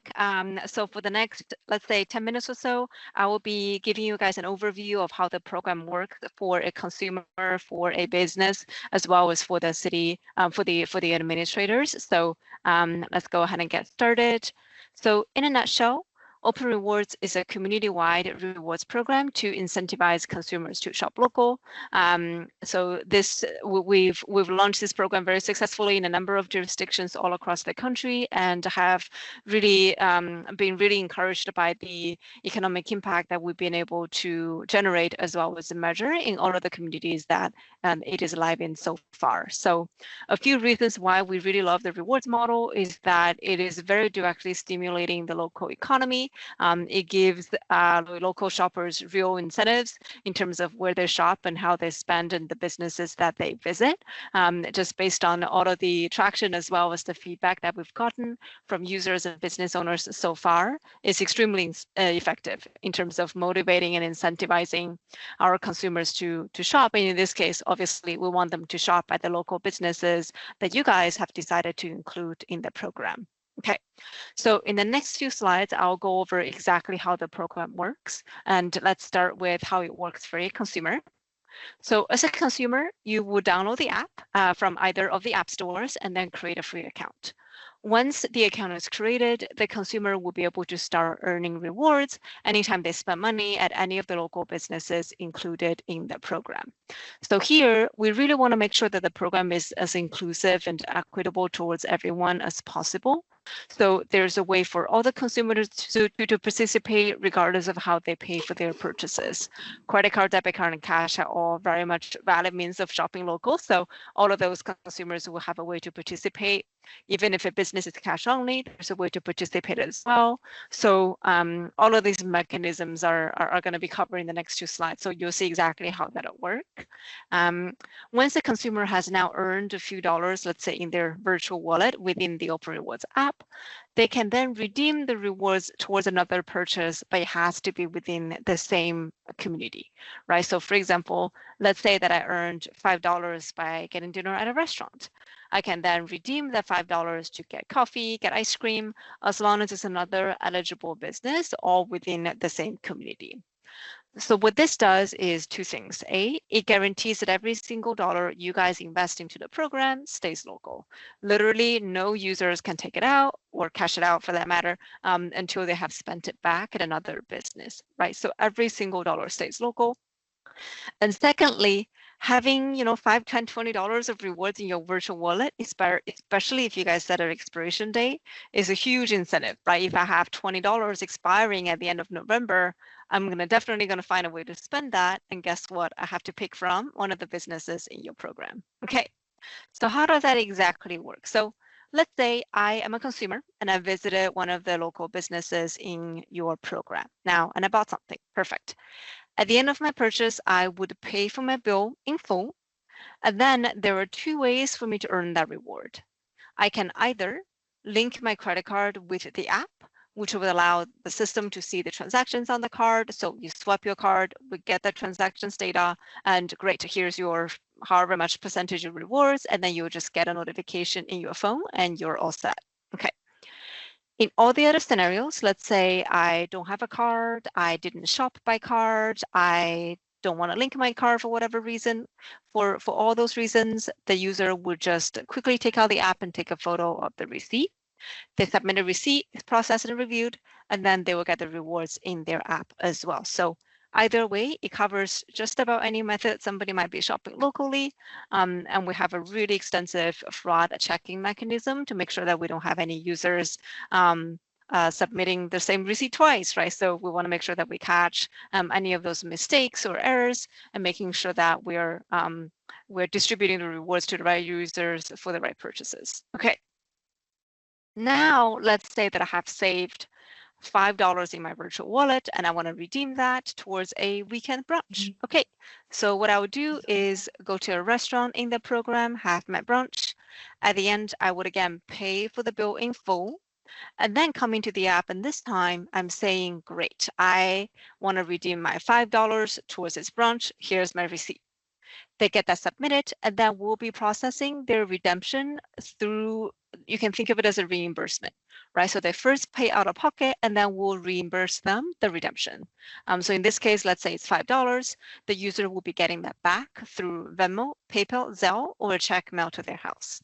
So depending on the most convenient method that that each user would choose, so we'll be generating the payout through that payout method as a reimbursement to the specific user. Okay. Now, as you can see in both this slide and the previous slide, me as a user, I'm always paying for my purchases in full at the business, and that is by design. So that is the only way we can ensure there's nothing we're going to need our businesses to do whatsoever. Business owners are busy enough as it is, and many of them may not be tech savvy. So we learned very quickly early on that requiring businesses to sign up or having to do anything different in their POS or train any of their cashiers or waiters just adds unnecessary hurdles to the program.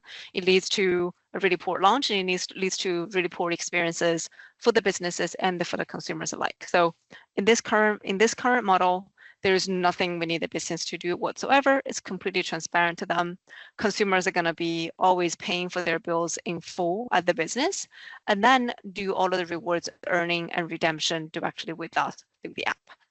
Okay. It is also free for our businesses to participate, right? With the sponsorship from you guys, the rewards funds is covered, operational costs is covered. So from a business perspective, it's just a pure benefit from being in your community. And it's a great way for them to attract customers and retain existing customers.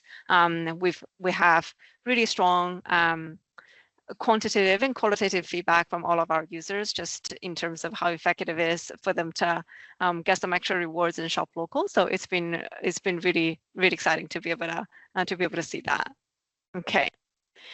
If we put all of that together, so let's take this example of this local consumer. She made a few purchases around town, right? She went to a supermarket, got a gift from a mercantile, went to a restaurant. So through these purchases, she earned just over $10 of rewards if you add up the numbers in purple. And then she redeemed that towards a brunch in a weekend. Perfect. So through these purchases, the investment from her city in the form of rewards that she earned was just over $10. But the total economic impact in terms of all the revenue she brought to the 4 combined businesses was over 240, right? So this ROI is why we're very excited about a rewards model, because it puts even a small amount of, it doesn't matter, it puts the rewards fund to work really in the local community by working together with your local consumers and just shifting where they spend their money towards the businesses you're trying to promote. So here we're able to really get the biggest impact from every dollar that's invested. So very excited about that impact. Okay, a few more notes for the administrators. There's very little overhead in terms of operating the program.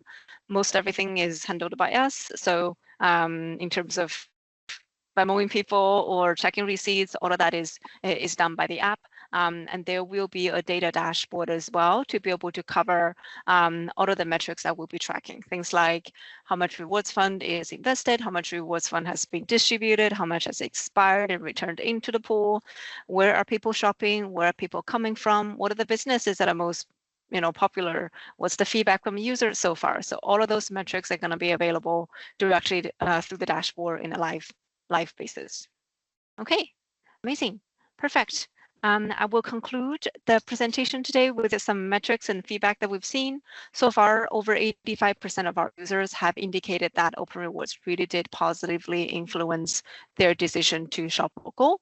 And in their own words, this is how they have described the impact and how it has shifted their behavior, right? So these are exactly the kind of things we want to see, where because of the rewards and because they want to redeem the rewards, they drove an hour to visit an old favorite, or they used the rewards as just that extra nudge to be able to check out a new business and then had a great experience, right? Maybe bring some family and friends with them.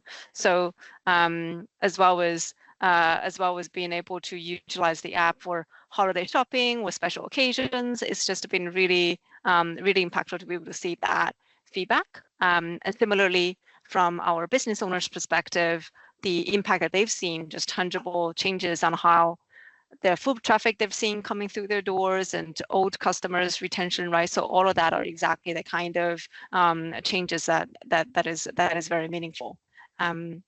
Okay, and then some visuals. So here's what the app looks like. If you guys were to download the app from the app stores, this is exactly what you will see as well.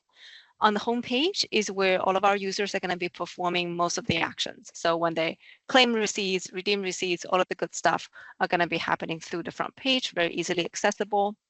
In the Discovery tab, the list view as well as the map view is where our users are going to be able to browse and look through all the businesses that are eligible and participating. So here, the process is that will take you guys as guidance in terms of what are the businesses we should include. And then before launch, we'll load all of the businesses information into the app. That will be querying obviously their name and address, but also their hours, their website, their social media, their phone number, their photos. So to make sure that every single business looks as polished and nice as possible, so they're very presentable. So to the extent that we can find all that information online, we'll populate them in the app. And then once we launch, we're off to the races. So customers will be able to check out the businesses that are eligible and then start submitting their receipts or linking their cards. Okay. All right. I think I'll pause here and see if there's any questions from anyone. I have one question. Thank you for a great presentation. My name is Commissioner Brown, Anthony Brown.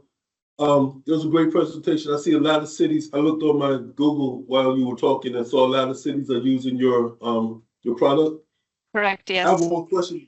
What protocols do you have in place to safeguard the consumer's information? A lot of personal data has been transmitted, credit card information, banking account information. What protocols does Blue Dot have in place to safeguard that information for our citizens?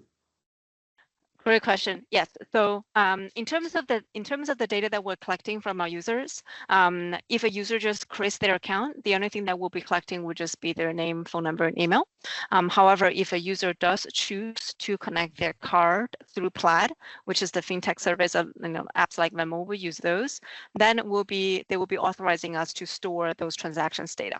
So for all of these sensitive data, all of our data is encrypted in transit and at rest. All of our services are hosted on AWS within the US West region.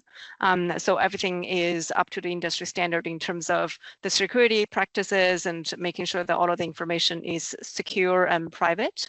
We're not selling any of the data to any third parties, and we're not sharing any of the data with any third parties either. Thank you for your response. Amazing. Hi, my name is Malcolm. I have a couple questions. First of all, I think it's a great presentation, and I think we'll do a lot to incentivize local shopping. Amazing. Do you push information to the consumer about new establishments signing up with the program? One question. And the second question, are you able to report out how much money is spent on retail, entertainment, et cetera? Yes, great question. And the answer to both of those is yes. In the Discovery tab, it is not showing this in the screenshot, but there's a new bubble that users can click on to see what are the new establishments that has been added since programs launch. Obviously, in day one of launch, every single business is going to be new, but let's say the new ones get added, maybe new restaurants open up, or a business was not included in the initial, and then they got included again. So then all of those businesses will be shown in the new bubble. So users can easily click on that and find out what are the new businesses that will be available. Otherwise, this list is going to be sorted based on a few different logic. It takes into account the how active each businesses are. So if a lot of shoppers are going to go to that business, they're going to rank a little higher. And also if you are really close to businesses, so let's say that you are on the street and literally the store nearby and next to you is available in the program, then all of those are going to take priority as well. So there's a lot of science that goes into how this list is sorted actually. And we're just getting started. So that's one. For your second question, yes, all of these metrics are going to be available in the dashboard. So in the dashboard, let's see if I have screenshots. So yeah, so in the dashboard, you will see that there's a categories breakdown on the top right-hand corner. This is broken down by the 4 major categories that we have. So food and beverage, groceries, services, and shopping. So for each of those, you'll be able to see a breakdown by the number of businesses as well as by the total volume of purchases that users have submitted so far. So so that matrix is available. Additionally, you'll be able to see things like where are the customers coming from, what is their feedback so far. So we'll ask a very simple question in the app and they can just tap yes or no. And obviously most people tap yes. And then as well as transactions breakdown. And after this, there will be a listing based on the most active businesses and least active businesses as well. So thank you. Thank you. I have one question. This is Commissioner Teresa. Great presentation as well. How do you market to the citizens so that they are aware of the Blue Dot program? Because I know you said there were, which is great that the businesses don't have to do a lot, which is I think is a great thing. So how do the citizens know about it? Great question. So that would be something that we will collaborate with each of the new communities that we launch. So we actually have a slide for this. So exactly like you said, getting the word out and getting our consumers onboarded onto the platform is a key part to the success of the program. We want our shoppers to participate, right? Like that's the whole point. We want them to start shopping. So to do that, we will assist each of our communities in a variety of different ways. I broken out into online channels as well as offline channels. So in the online channels, we'll help each of our community launch a branded landing page. So that is going to be the landing page branded with the logos and the color schemes and photos, and it has tutorials in there, which is really helpful. So it explains the program and it has instructions on how to claim and how to redeem. So that has been really helpful for our users.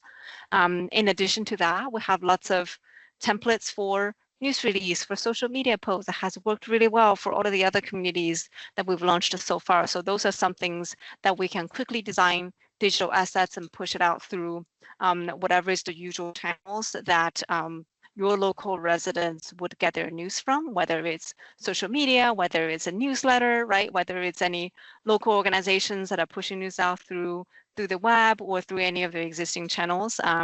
We've even done TV placements or radio shows in some other communities. One of our communities put this information in the TV screens in their DMV, which is genius in my opinion. So in any case, there are lots of ways to get the information out.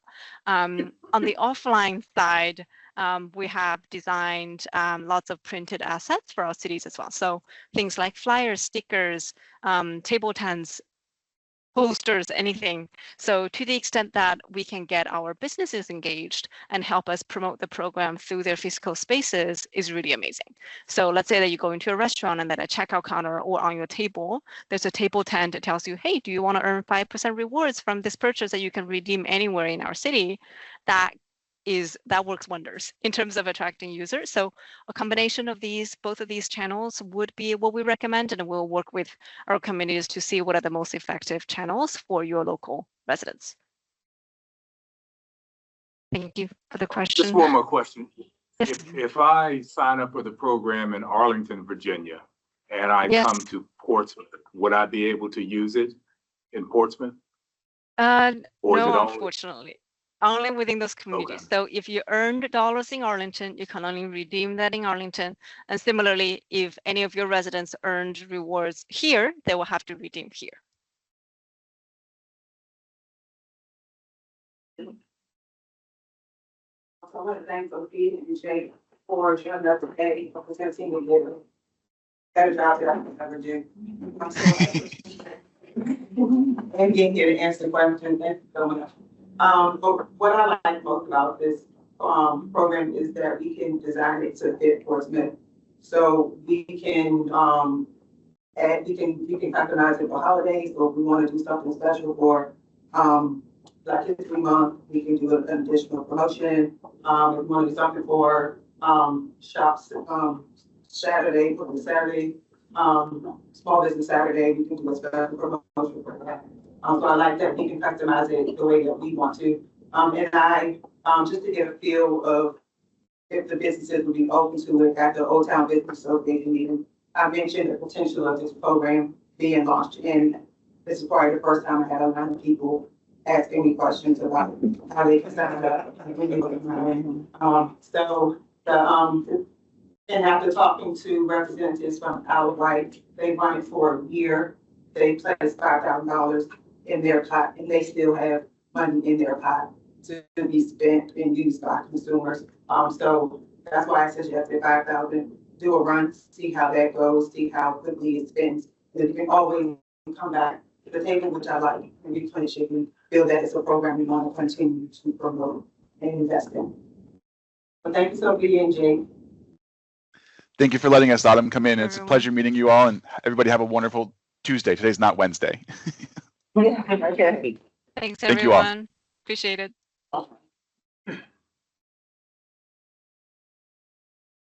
So that's what I have for small business development. Any questions for me?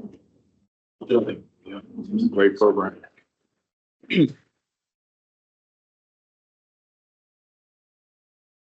I don't know. We'll figure that out. Is there any other discussion or comments or consideration of the program? I think we had hoped to get this to you a little bit earlier this fall, but timing wise, here we are. And there is the opportunity, I think, the ability to potentially launch this. I would love to launch this for small business Saturday in 2 weeks. And I know I like to move quickly, but. So I don't know if there's a feeling amongst the commissioners of sponsoring the program. It's a $5,000 kind of pilot program to launch it and see what the response is. I think it's something that there seems to be some widespread support of in the community. And I believe in our conversations, while Autumn has kind of put this out there with the Old Town Business Association, we were really looking at making this kind of a Portsmouth-wide program for small businesses that are, Portsmouth-based. We wouldn't really be including those, corporate franchises, but Yeah, trying to focus on restaurants and retail stores, and we can identify what areas we want to add businesses in. So it could be all the Portsmouth or the specific business district. We can determine who is involved with the program. Any motion?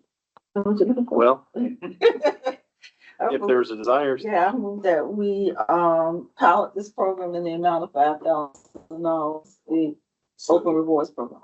With the clarification, $5,000 will be for 1 year. Right. Or And that's always something I think we can revisit. So if we reach that $5,000 limit, we can always add more money into the program so that we could come back to you at whatever point in time that would be. And we'll obviously, with the data this is going to be collecting, we can provide reports to you frequently on, the success of the program. Okay,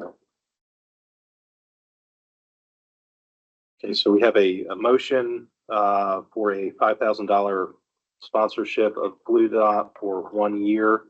We have a second. Is there any further discussion?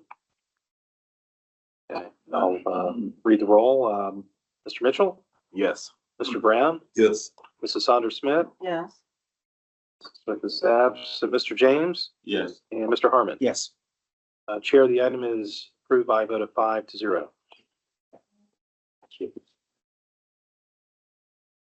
Is there a need to take a 5-minute break? Yeah.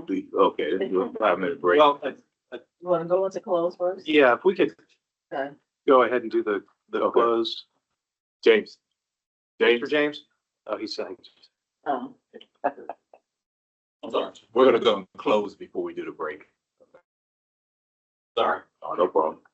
I move to go into a closed meeting pursuant to Virginia Code Section 2.2-33711A-3 for the purpose of discussion, the acquisition and disposition of real property where discussion in an open meeting would adversely affect the bargaining position or negotiating strategy of the public body, specifically regarding strategic acquisition and the dispositions of 1021 to 1107 High Street and 1220 High Street, and pursuant to Virginia Code Section 2.2-3711 A.6 for the purpose of discussing the investment of public funds where competition or bargaining is involved, where if made publicly initially, the financial interests of the governmental unit would be adversely affected, specifically regarding a sponsorship request from FTP and sponsorship of the annual business appreciation reception. Second. Discussion, hearing none. Mr. Mitchell, Yes. Mr. Brown, Yes. Mrs. Saunders Smith, Yes. Mr. James, Yes. and Mr. Harmon. Yes. Here, by a vote of 5-0, we are now in a closed meeting. I hereby move that each commissioner certify that to the best of his or her knowledge, only public business matters lawfully exempted from open meeting requirements under the Virginia Freedom of Information Act, and only such public business matters as were identified in the motion by which the closed meeting was convened were heard, discussed, or considered in the closed meeting just concluded. Read the roll. Mr. Mitchell, Yes. Mr. Brown, Yes. Saunders Smith is absent, Mrs. Smith is absent, Mr. James, Yes. and Mr. Harmon. Yes. Chairman, the item is approved by a vote of 4-0. We're now in a open meeting. Brian?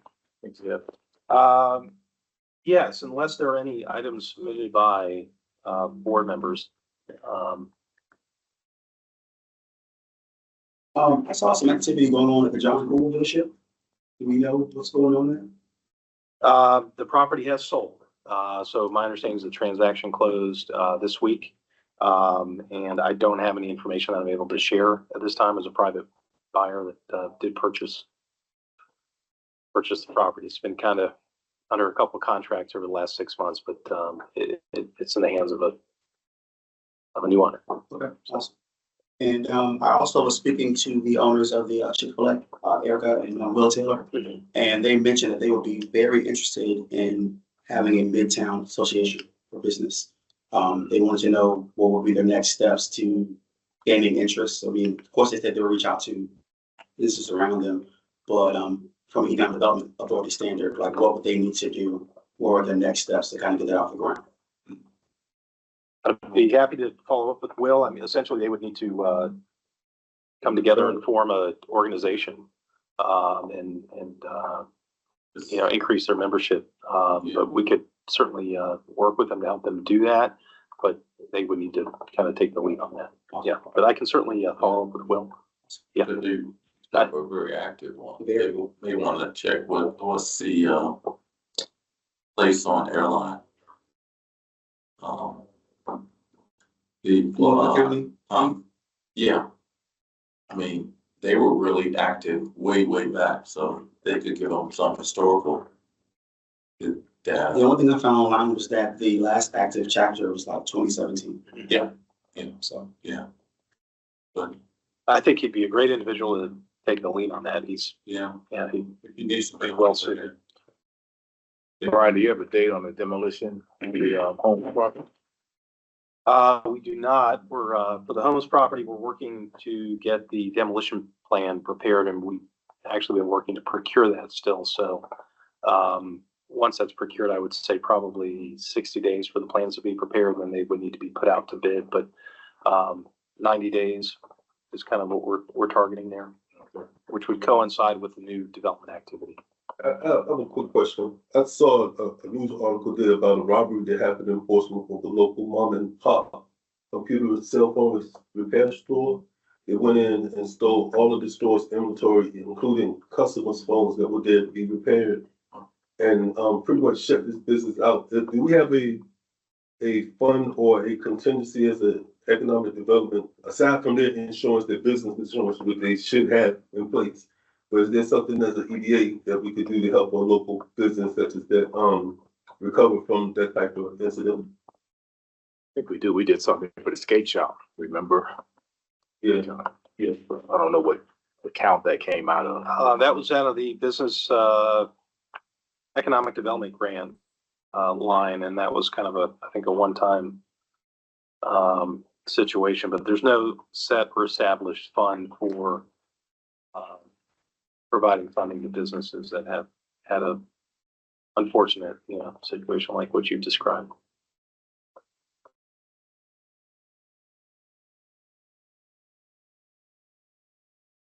Just a reminder, if you guys will kind of rank the projects before you leave, I'd appreciate that.